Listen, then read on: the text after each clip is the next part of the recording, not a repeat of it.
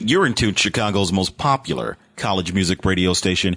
89.3 is WKKC. This is Focus Talk, the thought-provoking, solution-oriented talk show daring to make a difference in our communities. We're talking on a regular basis. Why? Because the answers really matter. What are we talking about? Well, I'm glad you asked. We're talking about religion, education, personal development, and then from time to time we are highlighting positive people who are doing positive things in and around the city of Chicago and abroad. Joining me today is author Russell Williams, who is the author of a book entitled The Single Christian Woman's Guide. Russell, how are you today? I'm doing well. How are you? I am well. Thank you for coming out and being a part of today's show. Now, give me a little information about the book, The Single Christian Woman's Guide. What is it about? Well, I think it's important for single Christian women to have a guide on doing things in a manner that is pleasing to God and is most beneficial to them. When I was younger, I had questions about, how do I get into a relationship in a manner that would please God? Because, I wasn't raised in the church. I started going to church and, they had these rules, don't date and so forth. And a lot of the people who were married, they got married before they came to Christ. So it's like they did the, sex before marriage and all of that. And it's like, okay, I'm like 17 years old. I'm practicing abstinence. I'm trying to please God. I'm already saved. So how do I get married and still please God? So I wish that I had a guide or something to help me out, because you hear what not to do, but you don't hear how to do what you need to do. So that's kind of how the need for the book came about. And then I started writing last year, and here we are. Okay. Now, when you talk about a guide, some may say, well, you've got a guide. You've got the Bible. You have 66 different types of guides and information and opinions and subjects that would be beneficial for Christian living, because that's how it was designed. Mm-hmm. Are those not good enough? They are definitely good enough. And that is the foundation. And we need that as our foundation. And out of the foundation, everything else is built onto it. And that's the reason why the Bible actually talks about how God gives us teachers and apostles and so forth for the perfecting of the saints. So to grow us into maturity. So God will use people that he sets aside who have a foundation in his word to teach people and make things plainer and make things a lot more simpler to people. And that's where the book comes in. Okay. Now, based on your belief and your understanding and how you feel about your relationship, and when I say relationship, that's your relationship with a higher power, with God. Uh-huh. You have chosen to remain abstinent and basically, more specifically, you are a virgin. You have never indulged at all. No sex whatsoever. I know some people have different definitions of what being a virgin is, but in my eyes, it's all abstinence from all sexual activity. So yes. Okay. All right. And so now, how do you stay kept in a world where sex is considered the norm of an expression of love? You have to realize what's most important to you. Mm-hmm. And what's most important to me is to have an intimate connection, first of all, with God. And then I desire an intimate connection with a man that is not just limited to sex. Okay. So if you want something that's not just limited to sex, you have to be willing to make choices that will make it easier for you to get there. So we talked about the foundation earlier. So if you're thinking about building a house, you start with the foundation and then you go up. Well, sex is one of the highest points of a relationship. It's pretty much the catapult of the relationship. So you don't want to start all the way at the top, because you can't go anywhere but down. But if you work your way up and you take it slow, take your time, get to know the person, get to know what type of a person that is, get to know if you guys have similar values. Is this someone that you can spend time with in the long term? Because that's what I want. That's how I'm going to approach relationships. So now, do you date? Yes. if I feel like there's someone who, can roll with me or can walk with me, if I feel like they're mature, then I'll be willing to give them a chance. Unfortunately, I'm a rare person. And because I'm a rare person and I know who I am, and we talk about that too, there's a whole chapter dedicated to knowing who you are. And that's very important when you're talking about dating. You need to know who you are, because who you are will, basically decide who you will end up dating, who you'll allow into your life, who you will allow to get close to you. So, actually, the day before Valentine's Day, I met a mature man of God who offered to take me out. So right now we're kind of starting that get to know you dating relationship, phase. So yes, I do date. So not to get too deep into your personal business, but what are the lines of demarcation, the parameters as it relates to dating, First of all, I don't believe in casually dating just to date, just to go out with someone, unless you're going out with a friend and you guys both agree that, this is something like a lunch date or a friendship type of deal. But as far as dating, I believe that a person should date with marriage in mind. So date with the ideal of going into a courtship that leads to marriage. And I don't feel like a person should date consistently or seriously a person if they don't have that as their end goal, because I feel like that can be confusing. If one party wants to be married and the other party wants to be single, or they're not sure, maybe they're just thinking, oh, we're just having fun, somebody's going to end up getting hurt, okay. So now unpack that for me. When you say that you date with the final goal in mind of marriage, so how do you get to that particular point? Because you're thinking, well, I just know you. We're talking. We're trying to get to know one another, and I really don't know if I want to be with you for the rest of my life. Right. And so I need to find out who you are, what you do, and why you do it. Then I can decide if that's something that I really want to do, and if not, then that's it. That's right. That's right. That's a natural progression. You do start out getting to know a person, and again, it goes back to knowing what you want. If you're the type of person who wants to be married like I am, then you have that in the back of your mind as you're getting to know this person, as you're having conversations with them, as you're going out to dinner and talking and seeing what's in their heart. You have that in your mind. Is this the type of person that I can see myself with in the future? And if not, there's no need to continue that relationship at that level. Maybe that person will be a friend. Maybe that person will be an associate, but they may not be someone that you continue to date if they're not someone that you can see yourself marrying. Now, Rosalyn, it is obvious that you don't compromise since you're still a virgin, but is it a lonely walk for you? And considering that there are so many people that look at the situation totally different than you do. And so now, do you have friends who are walking the same walk?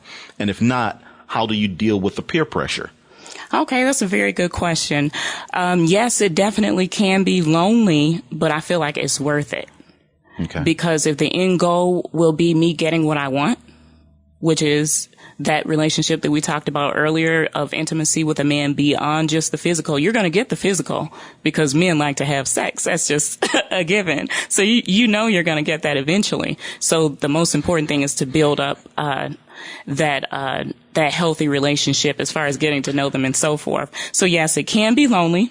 I do have friends who practice the same thing that I practice. And that's very important in this walk to stay encouraged, because you're going to have moments where you feel weak. You're going to have moments where you feel like you may be crazy, because you don't fit in with popular society. And a lot of times that will leave you as the one who's not getting as asked out.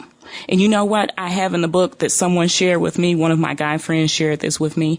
He said, sometimes when a guy is not asking you out, it doesn't mean that a guy doesn't want you. It just means that he realizes that you're serious about what you want, and he's not going to approach you until he's serious as well. So that can be a good thing. That can be an honorable thing and a respectful thing. Now, you mentioned just a moment ago that and you chuckled, that men like to have sex. And so that's true. It's kind of like horns on a bull. It's obvious that men do. And so with that in mind, as far as conversations are concerned, like the sister girl conversations where, you know, you don't know what you're getting. If you don't take the car for a test drive, you don't know how it rides. Right. And so therefore you may get a car that has a bad wheel or a busted tire rod or something like that. So is that of a concern at all, or that's nothing to even worry yourself with? Yeah, that's nothing at all to worry myself with, because first of all, we have to change our thinking. God is not against us having good sex. I don't know where that came from. You know, the Bible talks about how God came to give us life and that more abundantly. So that means we're going to have more than enough. So just like there are teachers and so forth that I talked about earlier, there are so many Christian teaching out there on, you know, positions and good ways to have sex, and sex therapists. And they even have clean YouTube videos that teach you what you need to know. So if someone doesn't know what they're doing, or if the chemistry is not working right, there are therapists and books and, you know, various teachings to get that right. So that should not even be an issue. And a lot of this stuff comes naturally. You know, as long as you have a man and a woman together who are sort of on the same accord, who have that commitment, you know, as far as marriage and that intimacy, you can work that out. Okay. Yeah. Now, what about your friends who are not walking the same path that you're walking? Do you engage or allow them to engage you in sexual conversation? Or let's say that there is some individual who feels as if though that, you know, he may have good game, and that he wants to talk to you and see if he can persuade you to do something different than what you're doing. So how do you handle situations like that with your friends who may not be walking the same walk, and then other gentleman callers who may be ambitious? Okay. Well, for the first part of the question, I've had friends who weren't doing the same thing. And a lot of times they kind of, what's the word that I want to use? Censor themselves, because they have a level of respect for me. So it's almost like certain things they won't share. And I've even had friends who have come back and said, you know what, I'm going to change my mind and I'm going to do what you're doing, because what you're doing is right. So a lot of times they're looking at me as an example. And a lot of times, people are tempted to believe that if you, wait, because it can be a lonely walk, that, you know, maybe it's not worth it. But in the back of their mind, they're watching you to see if it really is worth it, while they're trying out, okay, if I go ahead and have sex now, you know, is this worth it? And they come back and they tell me, yo, what you're doing is right. So, they kind of censor themselves. As far as the gentleman that tried to get me to change my mind, I have help. You know, I have help with God, with my relationship with God. I believe the most important thing is to have a relationship with God. And once you get that relationship with God together, then he helps you in all of your other relationships. So because I have such a close relationship with God, I actually have dreams about guys who are interested in me. God has given me dreams to show me certain things about certain guys, or he has, sent older women to me to encourage me. And that's the reason why you don't want to date in isolation. You know, you want to date with accountability. You want to have mature people around you who can share things with you. If I tell them, hey, this guy is saying A, B, and C, they say, hey, wait a minute, rewind that. B doesn't sound right. C doesn't sound right. You know, you may want to be a little bit cautious. And those are some of the things that has helped me along the way as far as practicing abstinence when I've met various guys out there. Okay. Now, as far as boundaries in your walk, are there certain things that you just don't do as far as location and being in certain places, kissing and petting and so on and stuff of that nature? How do you deal with that? Well, I have a personal rule that I don't want a guy at my house that I'm dating if it's just me and him there, because that leaves no room for accountability for us. If we're feeling hot and bothered, then we can do something about it. Whereas if there's someone else at our house, say we're having a dinner party and maybe my best friend and her husband are there, then that's cool because then we have accountability.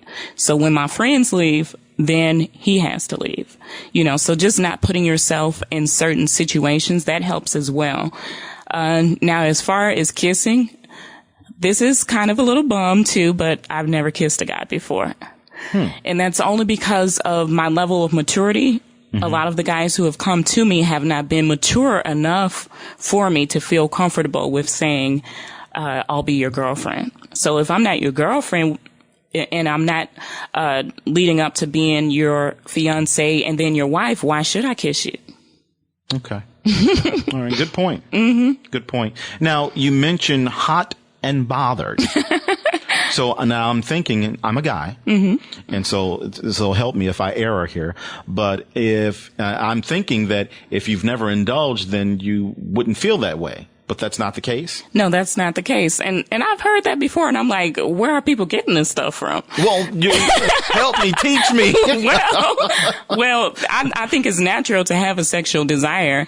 And I was just sharing this with someone. Sometimes when you haven't done it, you have a greater desire to do it because you have that curiosity, you have your imagination. And I'm a very creative person. You see, I wrote the book. So, you have all of these creative imaginations in your mind, and it can get you excited, so yeah. So now, Russell, outside of your faith and belief, what motivates you to continue on your journey? Also, I have a heart for women, and, I've seen a lot of women go through a lot of things. And some of those things could have been prevented had they made different choices. A lot of times, as women and single women, we hold the guy responsible for where we're at as women and what we've had to experience, but we have a responsibility in guarding our hearts and in making healthy choices for ourselves as well as women. So I feel like if I continue, then I can continue to empower other women out there to know who they are, to love themselves, and to make better choices for themselves. Now, you mentioned earlier that you have older women in your circle of influence that you speak with on a regular basis to assist you. Now, were you influenced by any of those women, or is there a specific person that may have been your role model or someone that you draw strength from that helps you along the way? Well, it's actually several women. One of my favorite authors is Lisa Bevere. She wrote Kiss the Girls and Made Them Cry. John Bevere's wife. John Bevere's wife. Yes, I met her one time too. And she wrote Kiss the Girls and Made Them Cry, Why Women Lose When They Give In. And I read that. I was like, well, this makes a lot of sense. And then I watched a couple of interviews from her on television. And then when I was in college, one of my friends invited me to a group called Transform Mentoring Institute, which was a mentorship for young girls. We were all pretty much, most of us were in our 20s. There were some that were teenagers, maybe like one girl who was a teenager. And that really encouraged me as well. So yes, there's several women that have encouraged me along the way. Okay. Needless to say, we are running short on time. I've just gotten lost in the interview. Yay! That means it's good. Yes, good. Now, one quick question for our young people, considering that there's so much sex and promiscuity that's everywhere, with selling clothes, shoes, cars, music. It's sex everywhere. And how would a parent, so to speak, go against that as it relates to encouraging young people or guarding them or gearing them up for what they're about to experience in this onslaught of just sex everywhere? Well, like the old cliche says, knowledge is power. So when you make your young people knowledgeable about the truth about sex and anything else, you empower them to make the right decisions. So sex has been devalued in our culture. Sex is very beautiful. Sex should be held in a higher regard than it's held in right now, and that's part of the reason why it's everywhere. So if parents and adults can communicate the beauty of sex, the appropriate place for sex, God's original intention for sex, which is, really just a blessing to mankind and to the covenant of marriage, because sex is so good. It actually has a bonding feature where it draws two people close together. And that's the reason why sex can be so detrimental at the same time, because if you're being drawn close together with someone that you're not supposed to be drawn together with, someone that maybe is unhealthy, that can be very harmful to a person, because now you have to come apart. Mm-hmm. And we weren't designed to bond really close with people and come apart, bond really close and then come apart again. We're supposed to be bonded, just like I believe personally that our covenant with God, our relationship with God, we're bonded with him forever. He doesn't want to come apart from us because he loves us. He loves every intimate part about us. It's the same thing with sex and with a man and a woman. And a man and a woman were made to mirror the relationship between God and man. So if God doesn't want to come apart from us, he has a relationship between a man and a woman and a husband and a wife where he doesn't want that to come apart either. And sex is one of the things that acts as a glue to keep that relationship together, So just if adults and older people will continue to communicate the beauty and the value in sex beyond just that quick thrill that the world promotes, I think that will empower our young people. Russell and Williams, I have several questions, but we're out of time. So you know what that means? Part 2? You're very intuitive. You're going to have to come back and we're going to talk more about your book, about your walk, and the single Christian woman's guide. Yes. Wisdom in getting to your God-ordained man of promise. Yes. Tell me this. Where's it available? www.holyneckswirl.com, and all of the links are there. It's available on Amazon, Barnes & Noble, and at Westbow Press, which is the publisher. And see, we didn't even talk about Holy Neck Swirl. We didn't talk about that. So. Holy Neck Swirl is the movement for the book. So all of the links where you can get the book is on that website. Okay. Good deal. So thank you so very much. You know what? I've learned a lot. Yay! Yeah, I've learned a lot. And I appreciate you more than you know. Oh, thank you so much. Please know that the door here at Focus Talk is always open. Yay. You don't have to knock. Just come on through. Oh, yes. Okay, I'm going to be there. All right. Sounds good. You're into Chicagoland's most popular college music radio station, 89.3 KKC.